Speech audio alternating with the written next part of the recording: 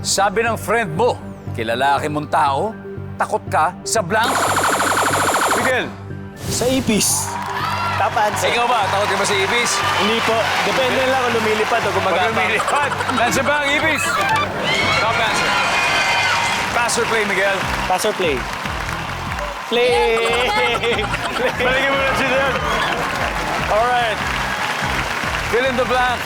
Elijah, kalalaki mong tao, takot ka sa blank? Takot ka sa multo. Multo! Diba? Lalo na yung mga multong nagpapakita sa episode nyo. Aswang yung sa amin Sa inyo, aswang, iba yun. Sa inyo yung multo, sa inyo yung multo. Ocho. Nandiyan ba ang multo? Pwede. Vince, kay lalaki mong tao, takot ka sa blank? Eh, madalas sinasabi ng friend mo, ano? Takot ka sa asawa mo? Yun! Nandiyan ba ang asawa mo? John. Sa isip ko eh. Yan na nasa isip mo. Kasi may asawa na po Pwede ako bang nanonood ba misis mo ngayon? Hello, ayun hello, shoutout sa asawa ko. Hindi ako, takot ako dyan. Hindi, takot daw siya, takot siya. Fill in the blank, ha? Sabi ng friend mo, kay lalaki mong tao, takot ka sa blank.